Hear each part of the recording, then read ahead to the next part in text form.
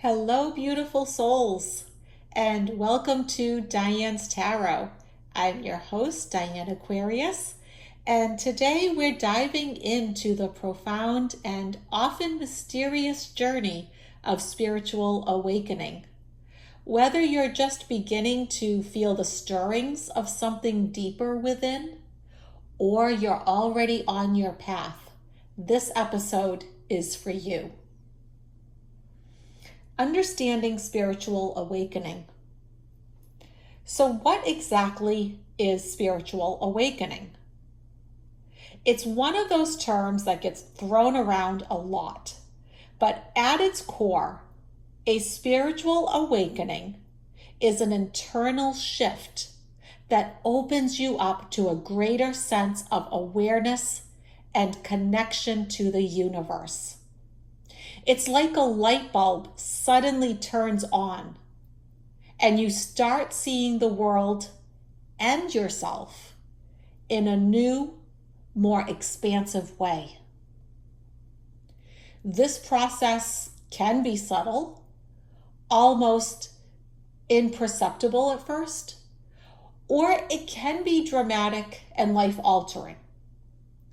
For some, it happens gradually over time, while for others, it's triggered by a significant event, like a loss, a new relationship, or even a profound experience during meditation or yoga.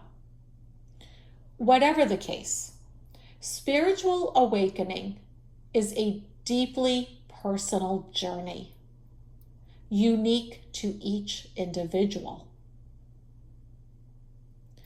Common signs of spiritual awakening.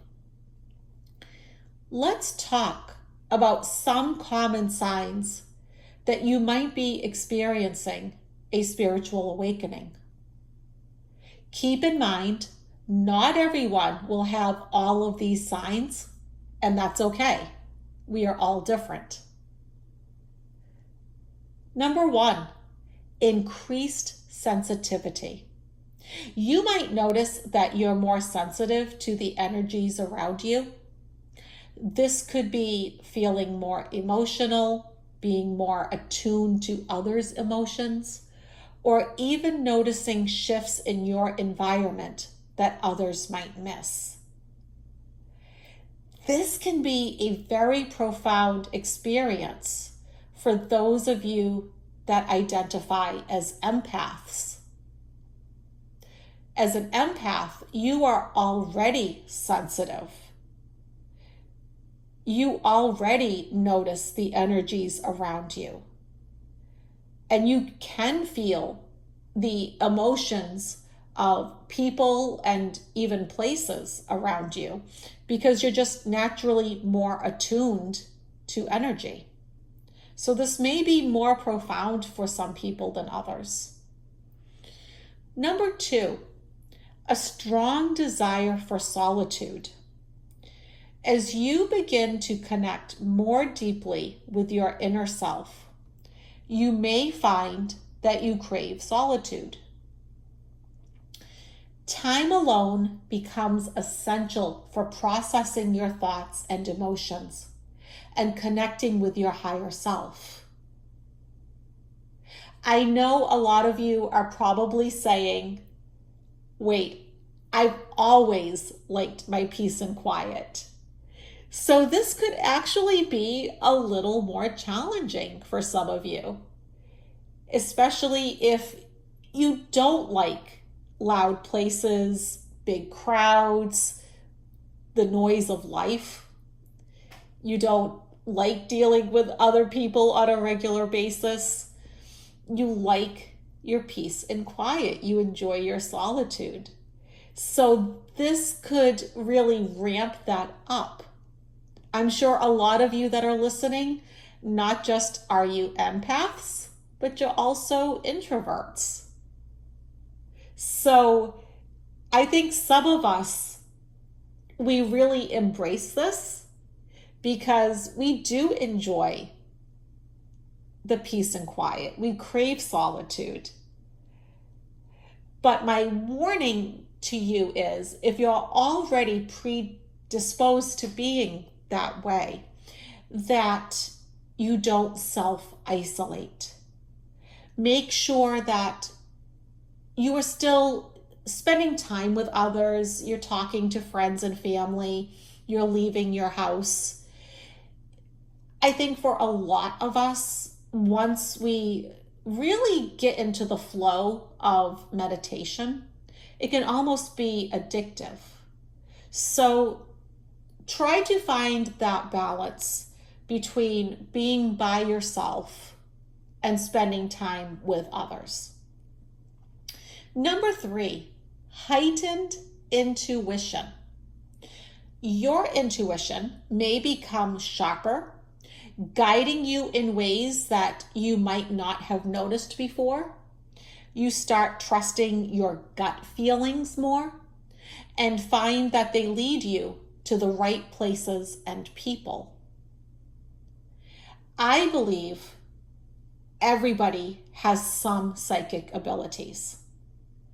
I think the only difference between us is that some of us have honed our skills. We enjoy using our psychic abilities, where other people, either because of childhood and the way your parents acted, maybe you've turned some of that off, or you find it overwhelming because you are an empath. And 2, there's also those people that are very much caught up in that 3D life, where you're just constantly going to work and doing your housework and cooking and cleaning and, driving here and there. You're just caught up in the very mundane 3D aspects of life. And you're forgetting that, yes, it's important. You're on Earth, you're having an incarnation, so you should do physical things. But then there's also this whole other metaphysical side of yourself that you can explore. And you may chalk up some of your experiences to common sense, or just you have a good gut instinct for some things. But I would say we are all psychic, and it's just a matter of honing your skills. Number 4, a change in sleep patterns. It's not uncommon for those going through a spiritual awakening to experience changes in their sleep patterns. You might wake up at odd hours, feel the need for less sleep, or even experience vivid dreams. So as you go through your spiritual awakening, because I do believe we do so much spiritual work at night in our sleep, you may notice that there are changes in your sleep, and that you do wake up around 3 a.m. That is when the veil is the thinnest. That's when our guides, our angels, our loved ones on the other side have an easier time of making contact with us. So this doesn't include, say, getting up in the middle of the night because you need to use the bathroom, or you're hungry, or you need a drink of water. This is something else. Something else just keeps waking you up. And it does have a tendency to be around, give or take, 3 a.m. of whatever time zone you're in.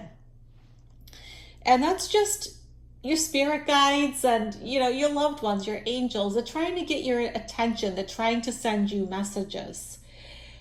Now, I know I just said you may feel like you need less sleep, but if this becomes disruptive, you may actually start feeling tired during the day, and then you start requiring more sleep. So trying to find a balance with your sleep and being awake versus being drowsy and overtired, fatigued. Finding that balance is really important as you go through that awakening period. Number 5, and this is probably my favorite, a sense of oneness. One of the most beautiful signs of spiritual awakening is a deep sense of oneness with all living beings.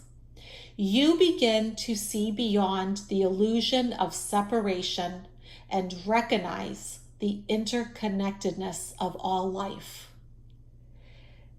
This is something that I talk about a lot because I do teach the Law of One.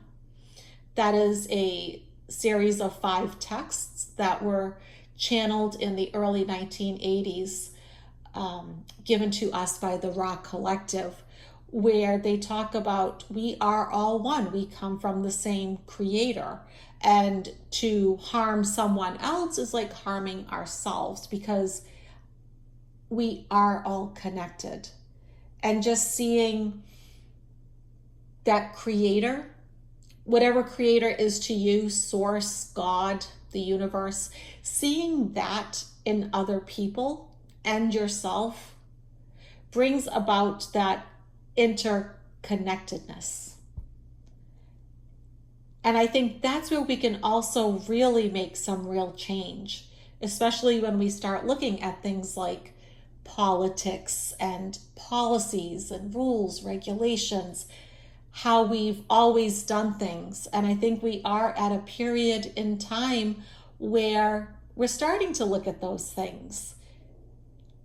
For how can we be comfortable if our neighbor is going without or being treated unfairly?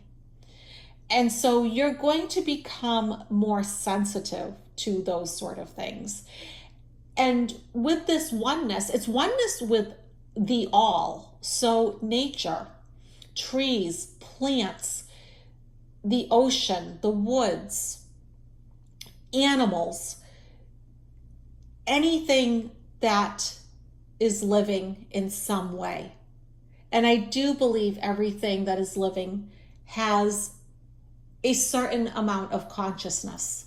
It may not be the same as ours, as developed as ours, but even a tree, I think, has something to offer. And just feeling one with that tree makes it really hard to harm it, doesn't it? Number 6, questioning life's purpose. And I know a lot of you have been there. A big sign of spiritual awakening is when you start questioning everything, from your career to your relationships to your life's purpose. You may begin to seek out deeper meaning and ask the big questions. Why am I here? What is my purpose? I think this is because we start to think about, unconsciously, of course, what we put in our soul contract. What did we write in our soul contract before we even came down? What made us want to come down? What did we hope to learn? What did we hope to achieve? What did we hope to teach others? And then all the lessons in between. Helping others, but also giving them the pleasure of helping us. Being of service to others. And learning the difference of being of service to others as opposed to service to self. This is also too when you may decide, you know what, I can't live any longer working this job that I went to school for, that I've gotten raises and promotions, and it's been amazing. I've built this whole career, and now it's gone.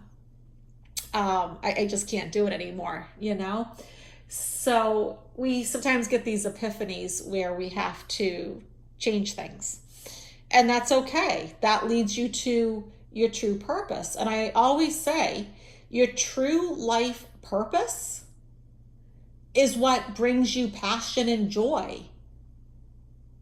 It's what you can't wait to get out of bed in the morning for.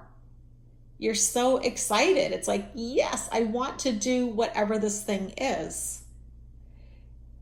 And if you're questioning what that is, it's that thing that you do that pulls you out of the 3D reality of space and time.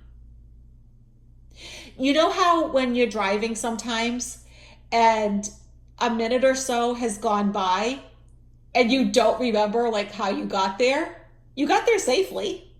So certainly part of you was conscious and paying attention, but your mind was drifting off elsewhere. You were outside of space and time. And when you do things that you really enjoy, it makes time fly by because time is an illusion. And so it's something that pulls us out of that illusion. That's how you know what your life's purpose is. It's that thing that brings you the greatest joy imaginable. Number 7, detachment from materialism. You may notice that material possessions or societal achievements no longer hold the same importance. Instead, you feel drawn to spiritual practices, self-growth, and experiences that nourish your soul. Now, if there's something that you enjoy collecting, there's nothing wrong with that. If that brings you pleasure, if that brings you joy, that raises your vibration, then that's fine. But if you start to get into a situation where you're starting to feel trapped by some of these things, I remember years ago, I actually did this with clothes. To this day, I still enjoy clothes, but there's only so many clothes that you truly need, right? But it was nice shopping. You'd get a little rush from shopping. It was pleasurable. But then as I started to become more spiritually aware, the clothes became less and less important. And I really value and enjoy having an organized closet instead of having clothes everywhere and having that mess. You know, I don't need all of that. And you may find yourself coming to that same conclusion. When I moved to Cambodia, I turned 40, I moved to Cambodia, taught English and ballet over there. I thoroughly enjoyed living out of a suitcase. It was one of the most freeing experiences I have ever had. So it's something to think about. Lastly, and number 8, increased compassion and empathy. As you awaken, your heart opens wider, and you may find yourself feeling more compassion and empathy for others. You become more forgiving, more understanding, and more loving.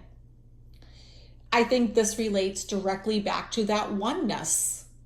You're showing people the mercy and grace that you would want shown to you. And you're able to see things from their perspective.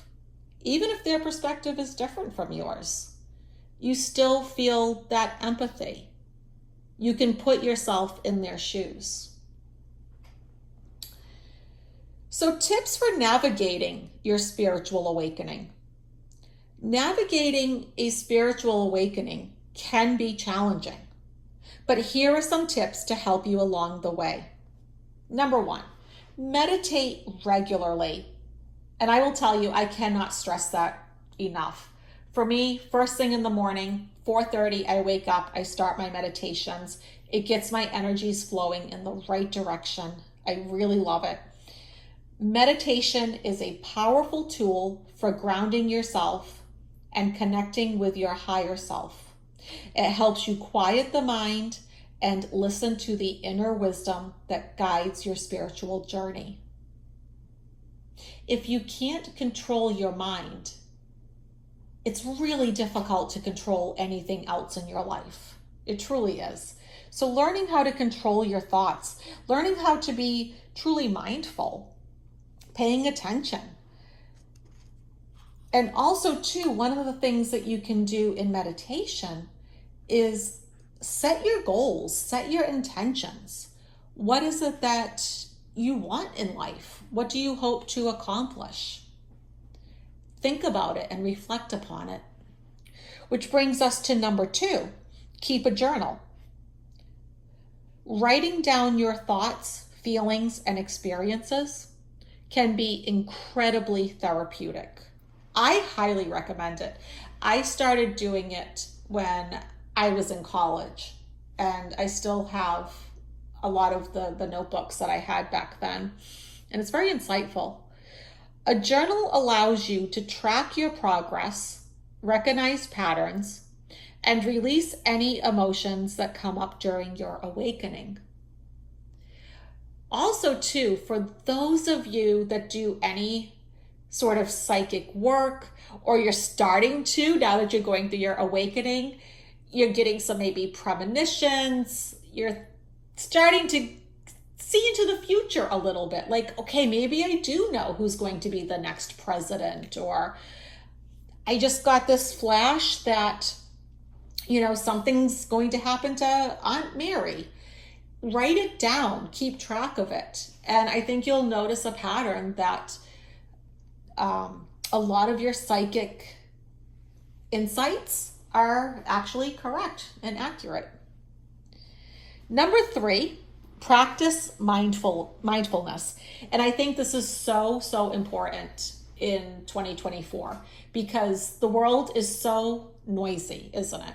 We have our tablets, our phones, the TV, people around us. There is just so much going on. There's so many distractions. We're doing 20 things at once. We have learned to praise the notion of multitasking, but how much are you really doing well when you're multitasking? Enjoy what you're doing as you're doing it. Mindfulness keeps you anchored in the present moment, which is essential when the mind starts racing with questions and doubts. Pay attention to your breath, the sensations in your body, and the world around you. So notice as you're, say, taking a walk or you're just sitting on your couch, notice everything that's blue. Notice some of the textures. Is there anything that's smooth or rough, soft, hard that's around you? Can you smell anything? Feel some textures. Whatever you're wearing, for pants or clothes, what does that feel like? Or if you're sitting down, what does your chair or couch feel like? Feel the textures. Be really, really present. What sounds do you hear?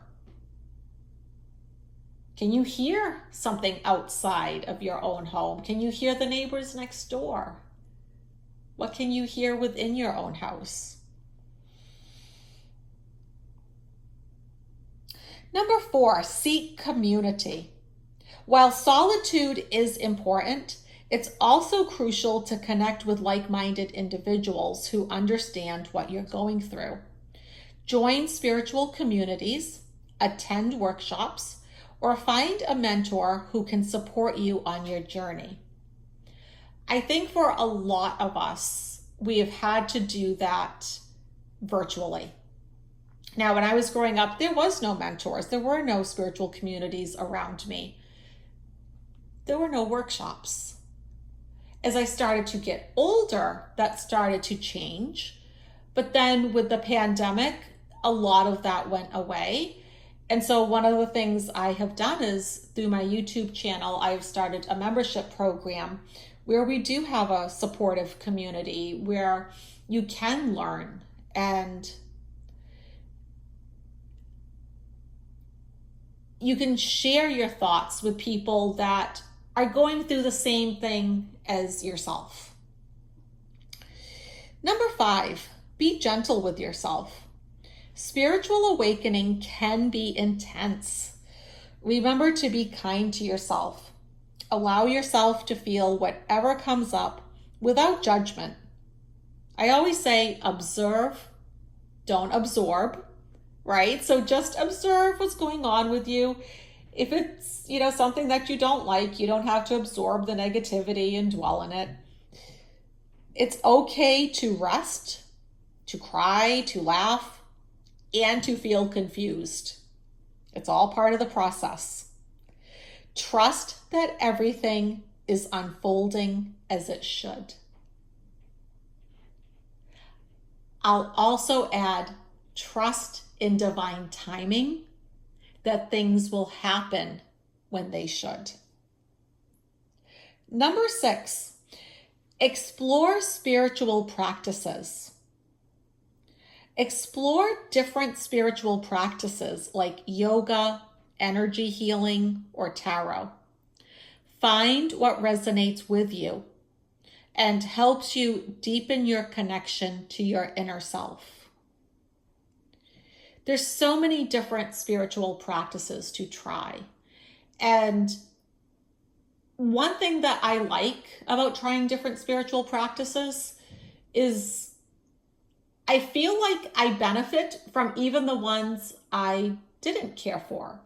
And I feel like I have tried a lot. I've tried, many, from Buddhism to, say, white witchcraft like Wiccan, because I live in a city where there's a lot of covens living here in Salem. Just participating in some of the different circles that they have where they sing and they dance, they make merry.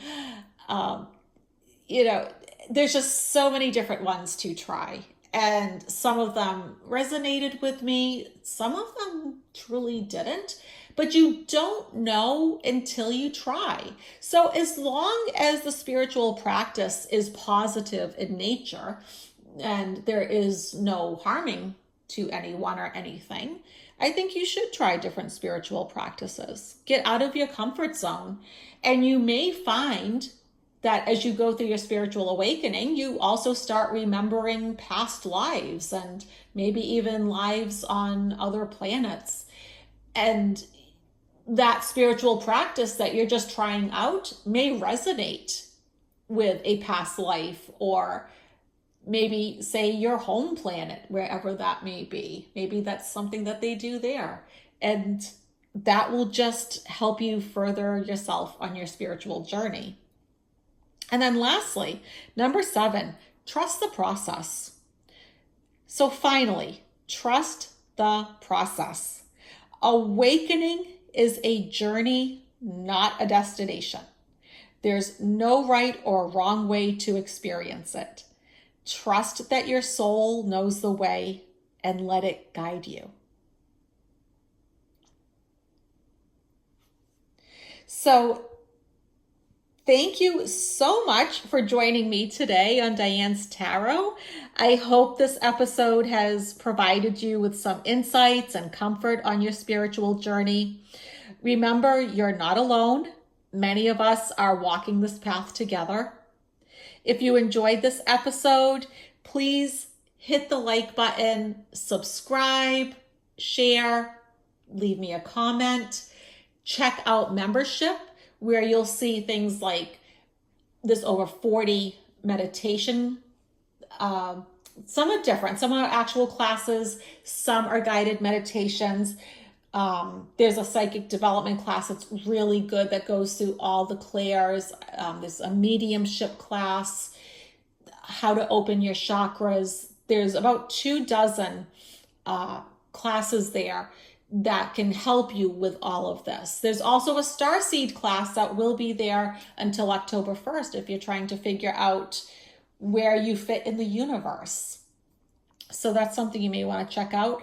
Or if you want a private reading to look at some of these issues, go to my website, dianeaquarius.com, and you can schedule a reading.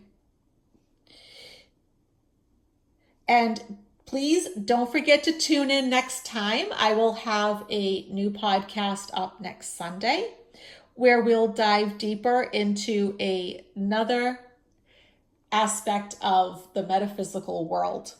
Until then, stay open, stay curious, and keep shining your light. Namaste, my friends.